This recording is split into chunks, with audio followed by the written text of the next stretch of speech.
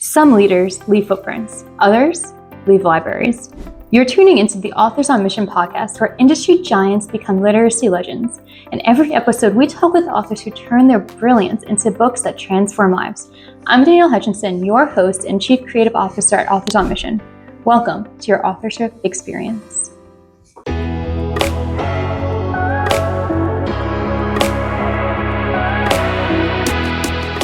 Hello, everybody. Welcome to Authors on Mission podcast, the podcast committed to bringing you top-tier insights and strategies from established experts who've achieved remarkable success in their fields. I'm your host, Danielle Hutchinson, Chief Creative Officer at Authors on Mission, and today I'm thrilled to welcome Pete Cafarchio, a professional executive coach who specializes in helping mid- and senior-level professionals find clarity and transform their careers. Pete brings over 30 years of diverse experience, from launching tech startups to brokering multi-million-dollar acquisition deals to his coaching practice. He's the author of the highly rated book, Align with Your Design, and the co-host of the podcast, Transform Your Life with Steve and Pete. Pete has helped more than 400 clients unlock their potential and align their careers with authentic selves. And today we're going to be talking about his framework for career transformation and discover how you can find greater clarity, purpose, and fulfillment in your professional lives. So, Pete, it's an absolute pleasure to have you on Authors on Mission podcast. Welcome to the show. Thank you, Danielle. It's a pleasure to be here. Always. It's an honor to have you. And, fun fact to everybody listening, Pete and I are, very close geographically right now. It's pretty cool to know because, on this podcast, I talk to people all over the world. So it's always fun to see coincidence and, you never know who you're talking to. So I would love to start off today, Pete, if you don't mind sharing a little bit about yourself and what led you to writing your book. Sure. Yeah. So, I'm Pete. A lot of times people refer to me more of like a Renaissance man. I'm in my fourth career transition as an executive coach. I've been a professional certified coach, my own practice for 8 years now. But for 22 years, I was building high-tech startups in the cybersecurity space. I did 8 years in a nonprofit doing fundraising and public relations. And I have a civil engineering degree, and I practiced that for a while as well. So I've done a lot of different things. I was left on a high note. It wasn't like, I was a loser and didn't find my way. I just have an appetite for life and want to experience a lot of different things. And they've kind of all fed into the coaching that I'm doing right now. All right. Awesome. Thanks for the background there. And, you've worked with just, over 400 clients across various industries. I'm wondering, are there any universal patterns or obstacles that you've observed and that have prevented people from achieving career fulfillment? Yeah, sure. Daniel, I typically coach mid to senior level executives. So most people come to me around like early 40s and into their 50s. And I'd say there's a couple things that I see pretty common. The first is, by the way, I only coach people who have already done well in their careers. Okay, so they have allowed their company and the market to define their value and their identity. Okay, and that's okay when you're younger because you're trying to prove yourself, but then you hit this point when you need more in life, and that's not enough. Okay, like, I'm only good enough for what I do in my position, and people start asking bigger questions in life, and their company can't answer that. And they get a little bit lost, right? And the second is because they've defined their value by their position or their performance in what they do on their job. If that job ends, which happens with a lot of us, AI is coming and there's so many shifts going on, they can be lost. They feel like they get left behind because my title is gone or my position is gone. And what I do as a coach is help them identify their intrinsic value. So they're self-validated. They know who they are, the value they have to bring, but in a way that can be repackaged to fit a lot of different other kinds of positions.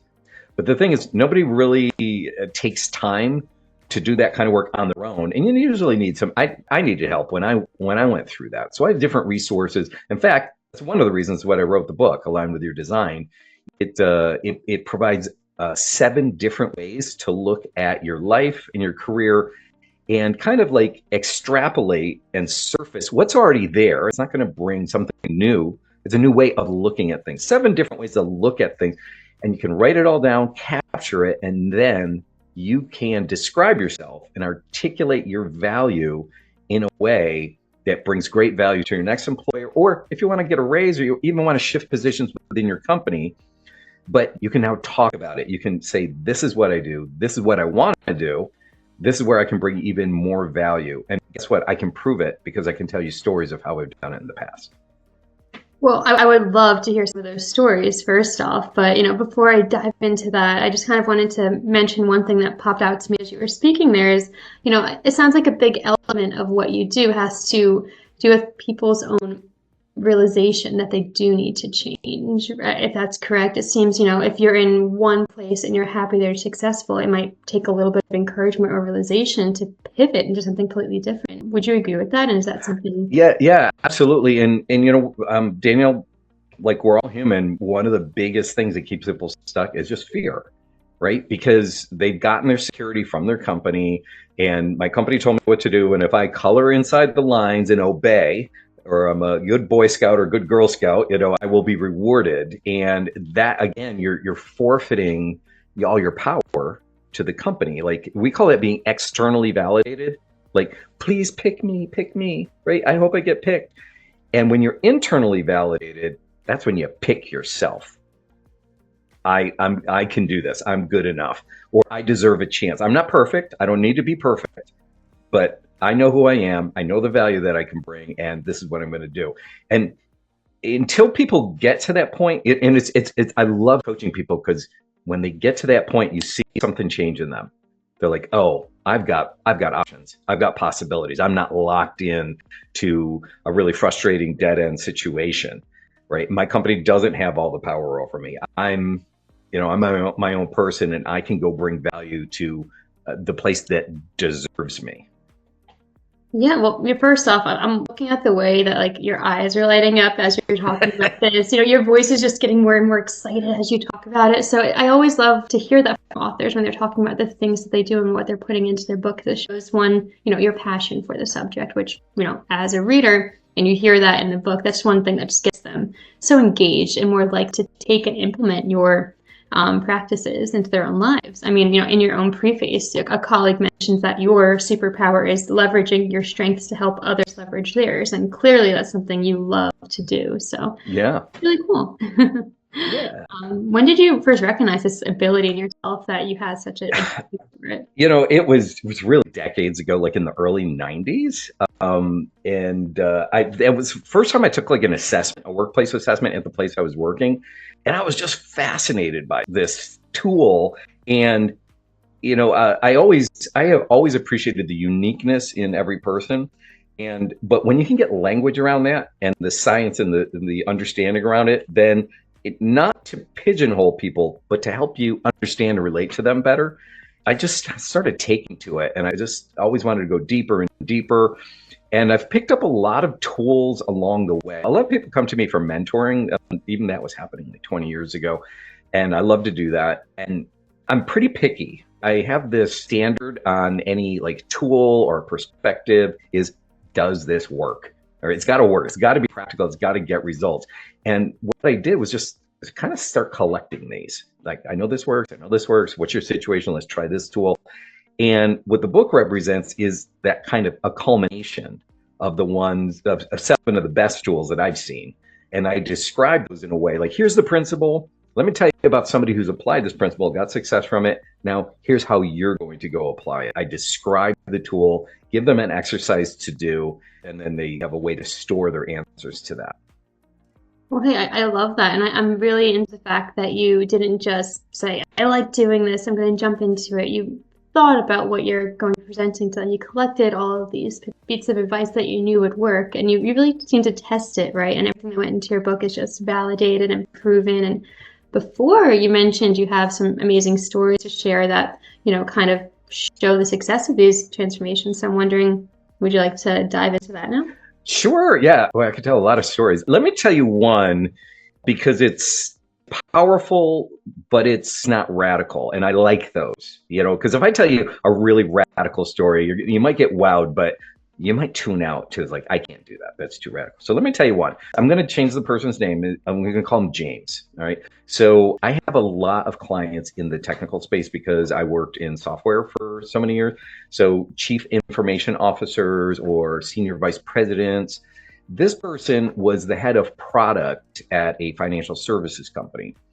And if you're in IT, the top dog position is the CIO, Chief Information Officer. And if you talk to most tech people who have ambition and you say, hey, well, what would you like to be someday? They all say, I want to be Chief Information Officer. I want to be the CIO. And that's what James was saying. And we started going, and oh, by the way, hated his job, stuck, dead end. And he wasn't doing that well on his job either because he had started to give up. He's in his late 40s, early 50s. And just, it doesn't, I drag myself out of bed, don't want to go to my work anymore. It's a lot. He's telling himself, I need a new job. So we went through all this and a couple of things. One of the tools, and we can go into, if you want to talk about all the tools, we can, but I'll just skim on some of them. One of them is take an assessment. So I'm a big fan of the Clifton Strengths Assessment. I'm certified in it. I've coached over 400 people through that process. Looking at his past history, and then me just, this is kind of my superpower as a coach, is just drawing out of him what really lights him up. Come to find out, he was a coach, a football coach in the Pop Warner League, and his team always won because he knew how to develop people. His team at work loved him. They were very loyal to him. He got great results out of it. And so we started finding out, like, what we really liked was creating these products that could help people manage their money better and get a better life.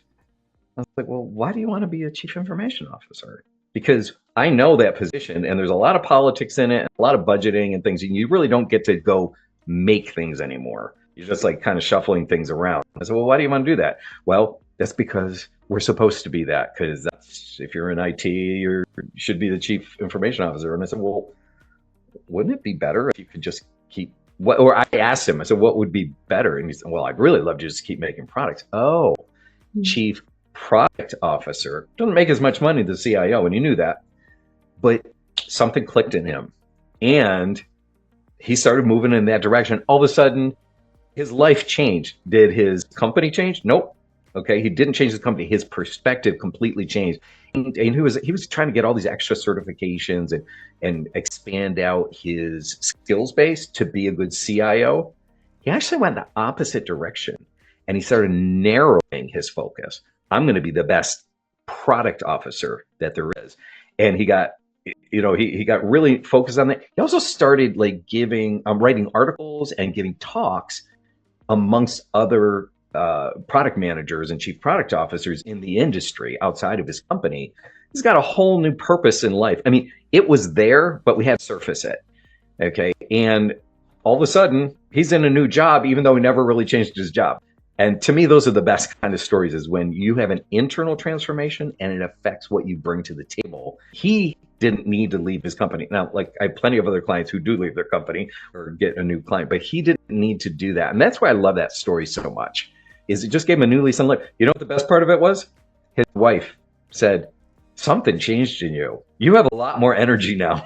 She didn't know all the details, but that's what happened. He had a new lease on life. Well, first off, thanks for sharing that story. I mean, it's really cool to know that, your 7-step framework, it seems like you kind of, you pick and pull what works best for each client, kind of adapting to their specific scenario. And in this case, it really just involved him seeing a new version of himself. And I like that it will not only apply to his professional life, but his wife as well, was seeing a difference. That's really cool to hear. I'm sure that happens to a lot of our clients as well after applying these 7 steps. Yeah. And I guess that's why also, your book talks about becoming successful them rather than successful, to you, not becoming successful them, but becoming successful me, becoming the person you want, being authentic to yourself. I guess I'm wondering now, like, why do you think identifying who we really are is more powerful than trying to become someone else? I mean, clearly this is something that resonated in the story you told us. Yeah. That is a great question. And just repeat it for the audience. Like, so why is it better to be a successful you than try to change yourself and to be someone else? First of all, it's impossible to be somebody else. You've got to be you. That's the only thing you're equipped to do. The name of my book is Align with Your Design. You have a certain design. Yes, there are variables in that, but there's a lot of things that just aren't going to change. Your talent set, your natural talent set, your upbringing, right? Those things form you. The difficult things you had to go through in life, right? Those are all things that you can't really change a whole lot. And it's way better to figure out your lane and excel with limits inside that lane. And just a little tangent here, Danielle, in my profession, which is self-improvement, you might hear things like, oh, no limits. You could be anything you want to be. I really don't like that. I think it can be really harmful because there are limits in life. And guess what? Limits are good. Limits are good. They keep you humble and they keep you grounded and realistic. I can't go be an Olympic swimmer. You put me in the water and I sink. Okay. and I'm not going to be an accountant either, right? Because I don't do routine tasks really well. I'm more of a creative. Okay. And I just have to accept that. I can't say, oh, well, I could be an accountant if I want to. It's like, no, well, I'd be miserable. Okay. But if you can find your design, get clarity on that and stay in that lane and align your activities with the way you're wired, that's where joy comes from. And I've got a whole lot more to say about that. I've done podcasts on it. I'm pretty passionate about that topic. Yeah, well, if you are listening right now and you're interested to learn even more about it, there's obviously many ways you can, heading on to Pete's podcast, picking up Align Their Design on your own, or just, listening to more of his work and all that. So thanks for sharing that with us. Yeah. And hey, Daniel, since we're on it, I got to take a little rabbit trail for you, okay? I love profound truths and I love like great little quotes and stuff like that. But you know what the real problem with comparison is? It's not comparing yourself to another person. It's comparing yourself to what you think you should be. Now, that's informed when you look at other people or social media or advertising. But when you compare yourself to something you think you should be, like I don't think I should be LeBron James. That comparison, that doesn't make me feel bad. But if I always struggle with like consistent discipline, I'm kind of like creative and ADD-ish. Okay. If I tell myself I should be more disciplined and I compare myself to this fantasy version of myself and I never measure up, then when I look at myself in the mirror, I don't like myself because I'm not good enough to the standard that I kind of deceived myself saying I should be. We have this statement, don't should on yourself. Okay. Instead, who am I? What's realistic? What are my strengths? Realistic. And I have weaknesses. And you know what? It's okay. Everybody does. Let's admit it. I'm going to own those because you know what weaknesses do? They make me need other people. And that's a good thing. That's what creates community. That's what causes us to build relationships is I can't do everything. I need people that are good with administrative details in my life. That's why I hired Authors on Mission. That is the number one reason I hired you guys. Seriously, is because I was like, this is going to crush me if I have to take care of all these details. And you guys did a great job too. It was like one of the best decisions I made about this book was hiring you guys. But, I understood it's a weakness. Do I have to beat myself up over that? No, I love myself and I love myself with my weaknesses. Okay. But if I compare myself, I should be more disciplined and I shouldn't have these problems. Now it steals your joy. Okay. That kind of comparison. Okay. It's not against another person. It's a fantasy person that I'm telling myself I should be. All right. That was my rabbit trail. That was my rant. Hey, I like the rabbit trail. To follow the rabbit even farther, it's pretty cool that, we're not only thinking about, again, other people's perceptions of us, but our own perception. And I think that's a really tough thing that a lot of us are struggling with, those limiting beliefs that, we hold ourselves to, trying to make ourselves be something just because of what we think we should be. Where I was in the writing industry, I was a teacher and I liked it. I kind of felt this is where I should be. This is, it's a standard job. It's steady, whatever, but you expand your beliefs. You don't know where you can go. For example, if you want to write a book, you might be having that belief of, I can't do that. I know that's something you struggled with a little bit, right? But once you reframed that perspective, you got into it, and here we are now. Probably the perfect segue to talk a little bit about the process of writing your book. Yeah. I was sitting on this book, like I had all these ideas, but I knew I should write a book, and a lot of my friends, my peers, and they said, Pete, you really need to write a book. You should write a book. You got a lot to say.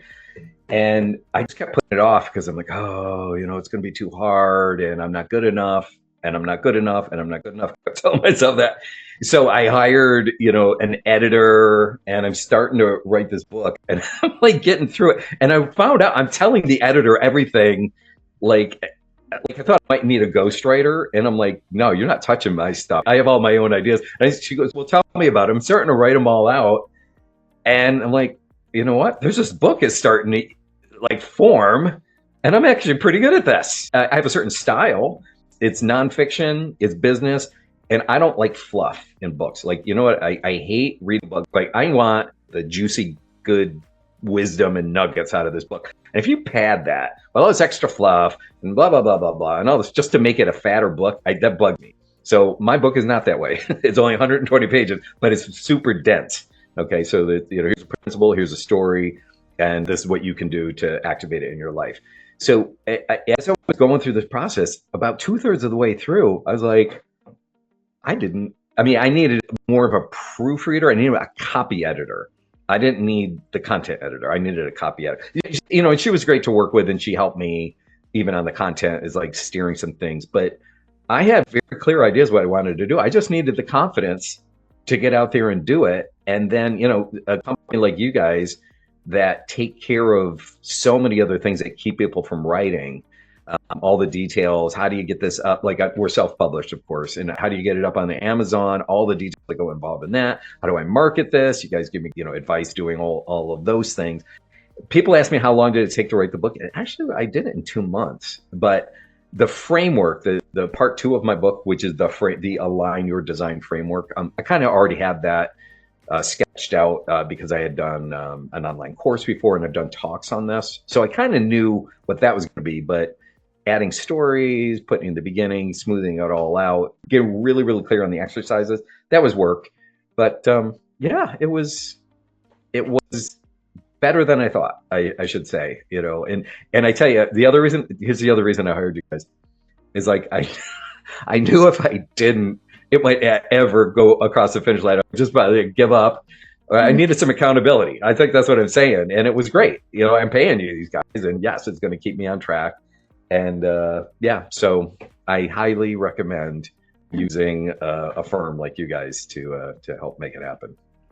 Well, first off, thank you for all the kind words, P. We love to make sure that our clients, are they able to share their story in the way that they need to, that they get the services that they need for their unique project. Many people come to us with nothing in mind. Just, I want to write a book. And then we start from scratch, from brainstorming in point 1. So I like that your experience gives everybody listening today a little bit of perspective from many different avenues they might be on themselves. People listening today might already have their frameworks in place as well, or maybe they already have some things written. Maybe they need help with promotion. You kind of, gave a good insight on everything there. And I guess the most important thing is, well, not to be afraid also. But go ahead. Yeah. But here's the other thing too. Like, I don't know that, my stories in here are unique, but I can't tell you that too many of the principles here, like, I invented them. Okay, this information is out there. And I found, like, for me, that was another thing that was getting in the way. And when I talk to other potential writers, they tell me the same thing. Like, oh, it's not groundbreaking. It's not earth shattering. It's like, well, so what? I don't care if somebody else even wrote about the same topic. You have a different way of talking about it. There's people who are going to relate to you the way you write it that they're not relating to other people. It's really more about your voice than it is about your content. And look, like, we live in the information age, and now there's, AI, ChatGPT, all this stuff. People can get information anytime they want, but what they can't get is inspiration and transformation.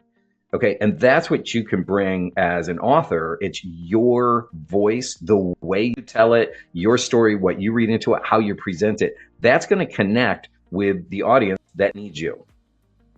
Thanks for sharing that, because you're absolutely right. People are holding back today for not writing their book, not only because they're afraid of, getting started or not having the right process, but also that their ideas might not be unique enough. But you're right, it's about building a brand, I guess you could say, for yourself, in a way of presenting it that's unique and memorable to people, which is exactly what you've done by picking out those exact stories and You also have exercises at the end of each chapter, really grinding it into practical things they could do right after reading the book. So it's a great way of setting it up.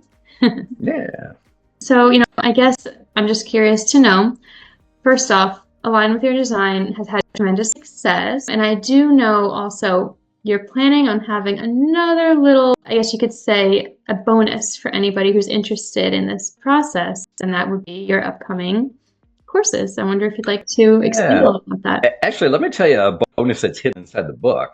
If you do the exercises in the book, I'll give you a free coaching session. Okay. You have to complete them.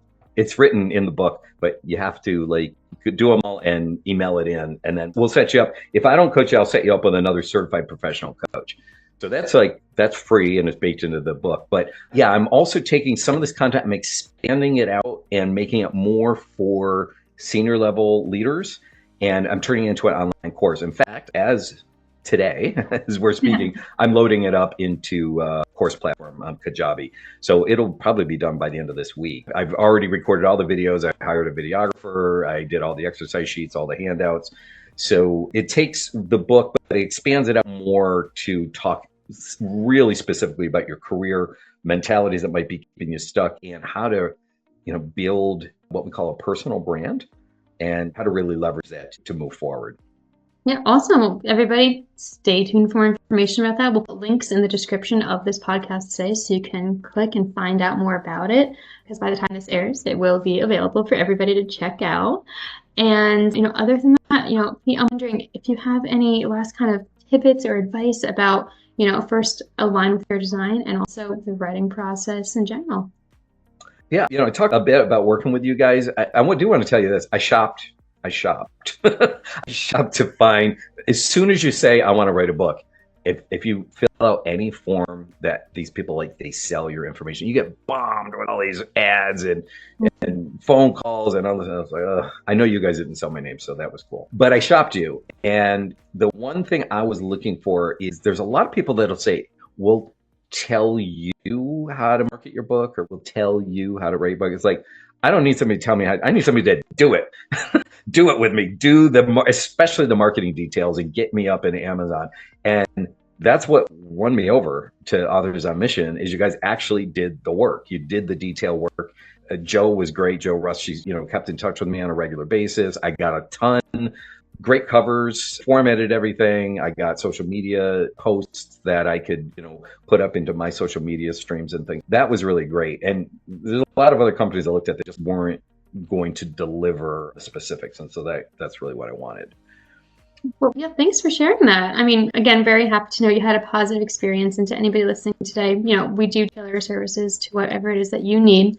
But, what I was actually asking, Pete, is more so about Align with Your Design, right? Your process. I'm wondering, for example, you want to tell you about how to do it? Yeah. Right. Well, so for example, anybody listening today, once this podcast ends, what's one piece of homework they could perhaps do after listening to you and all of these tips? I mean, aside from picking up the book, but perhaps something. Well, you should pick up the book. Like, come on, people, obviously. Get the book. It's not expensive.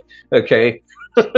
So do it. Just go to Amazon, Align with Your Design, and Pete Cafarchio. But what I'm going to do real quick, Janie, I'm going to give you the 7 different parts to the framework. And I'll tell you what, if you're listening, I'm going to try to keep this really succinct. But if you're listening, just look for one of these things that connects with you. And I'm going to give you an exercise that you can do to bring clarity. Clarity isn't telling you something new that you don't know about yourself. It's revealing what's already inside you and giving you language for it. It's actually taking things away that cloud what's really in there, so you can see it clearly. That's what clarity is. It's already in you. All right, here's the 7 frameworks. The first is ask other people. Okay, other people can see you better than you can see yourself. And so the exercise is, you're going to ask friends and family, coworkers, to tell you 5 of your best qualities and 1 weakness. And this takes some courage to do, but you can do that. And you have to get at least 5 to 10 responses, which means you have to probably ask twice as many people. But after you get those, you look for patterns and what's the commonalities of people are telling you. Bam, you just got a huge insight to how people are experiencing you, what makes you special. But you can't see it as clearly as they can. So that's a great exercise.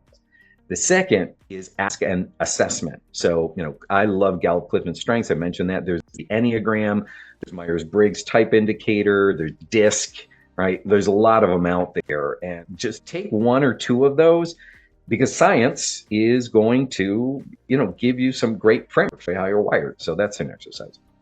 Third one is ask your setbacks. And this is one people are surprised by.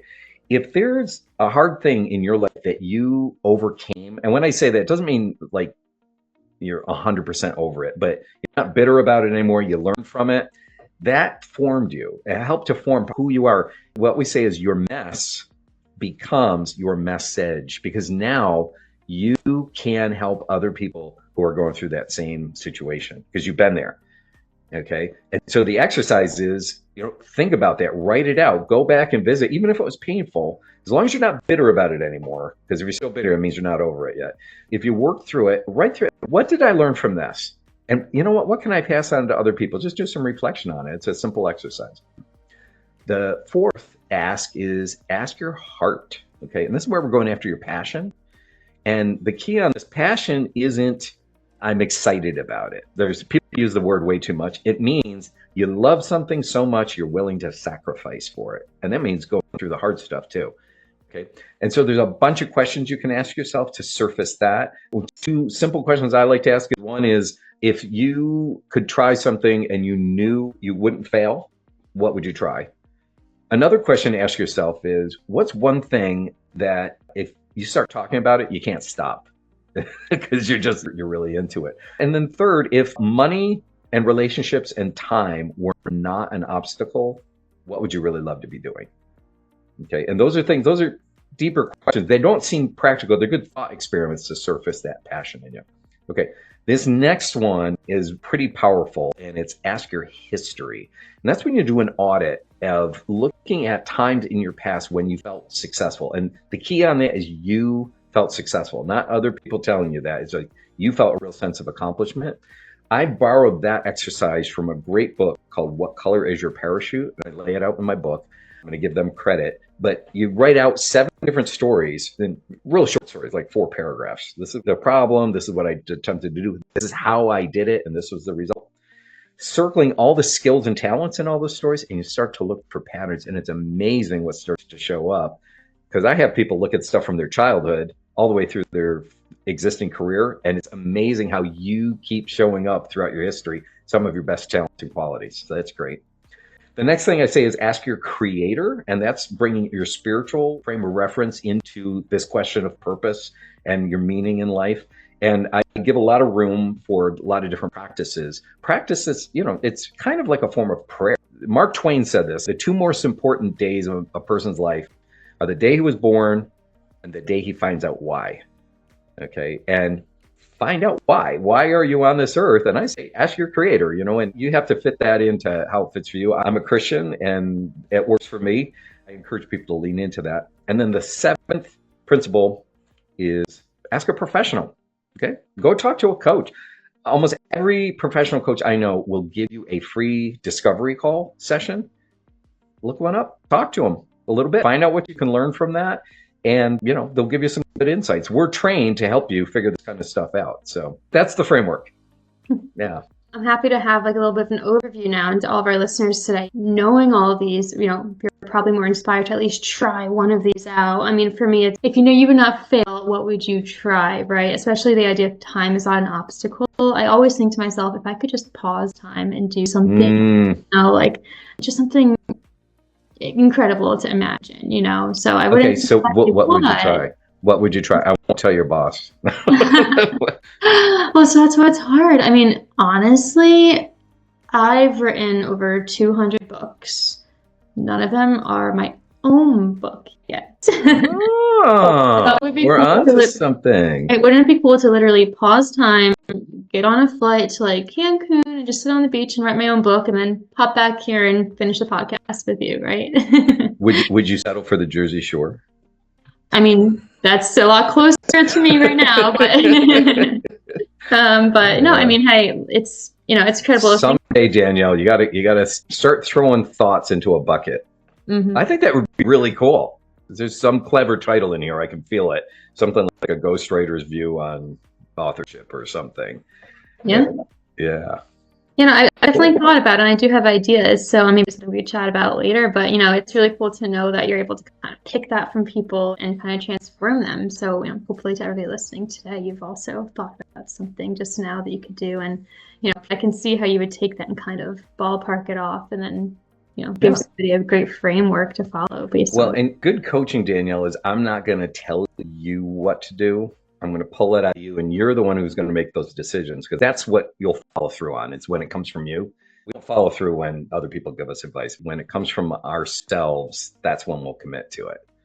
Yeah, definitely. And speaking of committing, it's also just about setting that in stone and actually taking the first step too, I'm sure. Is that also part of your practice, kind of the accountability? It is. In fact, I have a quote in the book, and this came from one of my mentors. His name's Ed Silvoso, and he said, "Taking the first step won't get you there, but it will get you unstuck." And it's true. And I have another quote too. I say it's as simple as ABC. Action brings clarity. Action brings. If you sit here and think about it, and you have been, I can tell right now, you've been thinking about this book. Someday, just take the first step. It's amazing what starts to happen. Like, it answers a lot of questions. Doesn't answer all the questions, but you start moving forward. All of a sudden, you have momentum. And then the next step appears, and the next step appears. And if you want some help and some accountability, that's cool. I'll ask some other people, but just take the next step. So Danielle, what's the next step on this book? To outline it, to pick out the outline. Okay, that's a good. Outline's a great first step. Yeah, because how can you go wrong, right? And you can always morph it. Yeah. Great. When would you want to get that done by? Let's say it's just an outline. Ballpark. Honestly, outlines take only a few days at max. So next week, why not? Right? I mean, some more time. do you have time between now and next week? No, it's just the factor. It's just funny to know, as a podcast host, as an angel writer, as a practicing teacher as well, it is hard to find these times. But so realistically, couple months, right? I mean, what if you said by Easter? What about by Easter? That's Easter 6 weeks away. Yeah. Yes, and it's clear. It's on the calendar. Okay, so an outline by Easter, and who could you bring that up with to maybe have some accountability or somebody to cheer you on to make sure you actually get there? Who could you ask to help you? There's you right here. I also have a great team of Authors on Mission too, and friends. Okay. Do you have one? Do you have one in particular? One person in particular you could ask? My boyfriend. There's many people, but sure. Okay. So your next step is to actually talk to them. Yeah. And I guess I agree with that too. I've written many blog posts about just taking that first step, and a lot of it is just talking about it and making sure that if other people know that you're trying to do this, they're more likely to ask you about your progress and hone you on it and keep you going. So I get what you're saying there for sure. I think this would be a totally cool book. Yeah. I mean, I really do. There's a lot to be shared about the writing industry, the ghostwriting process, and also about just changing one's career. Just my own personal experiences. Do you have any crazy whacked out stories in ghostwriting? Really difficult things that you had to work through? Oh, I mean, definitely for sure that we could throw into there. That would be so great. I mean, I would love to read that stuff. Yeah. Never know the most whacked out, bizarro, crazy clients who thought. Oh my goodness, you have no idea. So that's what you got to write about. It would be a great read. I've had people come to me and very wonderful, very great people under NDA, but who have literally thought that they were the next savior of the world. So it's a matter of Stephen King or somebody. Yeah. Well, do you ever read these articles like what the flight attendant crazy things that they saw? It's just a clickbait thingy, but people love reading those things, like the secrets of what you see. I think that's the angle you should take on the book, is the crazy things that you've seen, because you can always flip all of those around and make them instructive too. Yeah, no, definitely. Yeah. Don't be that guy. Exactly. Don't do that. Yeah. So this is really what you should be doing. But let me because it'd be so entertaining. I think that'd be awesome. Yeah, I mean that we also get the funny stories that get people engaged. Oh, it's great. Yeah. I can't wait to read it.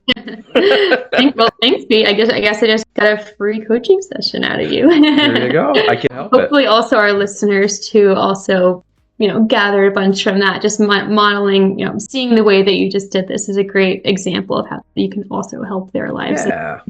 So, everybody listening today, check out more of Pete's stuff. And Danielle, actually, just to bring this full circle, that's actually kind of why I wrote the book. I had personal reasons. I wanted to get a book out and stuff, but I mentioned a little earlier, information is a commodity now. I don't like to spend my coaching hours teaching people stuff. I mean, I like to encourage them, but like, here, let me tell you all the wisdom I have. I'm going to give it to you for like really cheap, and go do it. Coach yourself. Right? If you need help, I'd love to help you as a professional, but if you don't, great. I just want to give it back to the world. Go, here's all the best stuff I learned. Go help yourself. Go coach yourself. That's why I wrote it, really. Good. Yeah. I mean, because, at the end of the day, it's more about, what's going on in your mind, right? So it's about, overcoming those barriers that we talked about before, those limiting beliefs, and, really structure yourself. So that's a great way to think about it too. Hold up that book one more time for us. That way, our audience knows to check out that cover. Align with your design. Very symbolic. Authors on Mission did this cover for me. They actually gave me 20 different designs, and I actually test marketed this with like 30 different people. And this is the one that got the most votes. So then we tweaked it a little bit, but yep, that's it. You guys were awesome. Well, thank you. Yeah, I mean, again, to anybody listening, it's actually one of our practices. We get artists to kind of submit their ideas, and then you're able to pick and choose what you like. So I'm glad you like that one. I think it's a really cool symbol too. Kind of, it was a crumpled piece of paper, right? Kind of. Yeah. It's like, and that's the way people feel. Yes. They feel all knotted up, and then we get you unwound, and then turned into so you can go soar. Very cool. Yeah, I love it. All of that. Any last words before we kind of wrap up today? Any last thoughts to share, Pete? Yes, I do. I have one last one. Okay. When I was a kid and we were trying to like cut each other down, one way for me to say, oh, you think you're arrogant or something. He's like, you think you're God's gift to the world. Did you ever say that? Did you ever hear that? Like person thing. Okay. Here's the truth. You really are God's gift to the world. Okay. You were born for a reason. Okay, there's a purpose for your life, and you are meant to be a gift back to the rest of the world. So we want to get you clear on what your design is. What is that gift or combo of gifts that you get to bring to make the world a better place? I want to get you clarity on that, because you're a gift to me and the rest of the world. Let's get you straightened out and clear on those things so you can go be in your zone, go align, and go do your best work. I like it. Thank you so much. Yeah, I mean, that brings us to the end of today's episode of Authors on Mission. Again, I want to thank you for sharing your wisdom, your insights, your practical framework with us. Got a real good idea of all the 7 steps, so thank you for that. Clear that your approach really just, helps people align with their authentic selves rather than somebody else, and that's refreshing and powerful, so thanks for that. And to everybody listening today, just remember, Authors on Mission, we're committed to empowering you with the knowledge and self-assurance needed to become an expert in your own right as well. So be sure to follow your own path and see, is that writing a book? Is that checking out Pete's framework? Or, just transforming yourself, really staying adaptive to what needs to be done in today's world. It's, stuff to think about from day to day on. And remember, check out Align with Your Design out now. We'll have the links in the description box, and check out Pete's other links as well. And if you enjoyed today's episode, take a moment to subscribe and check out our other podcasts. And until next time, please remember to continue leading, writing, and inspiring. And thanks for listening. Have a great day. Bye-bye. This is Danielle Hutchinson reminding you that somewhere, someone needs the book that only you can write. Visit authorsonmission.com to start your legacy. Until next time, keep leading, keep inspiring, and keep thinking in chapters. Have a great day.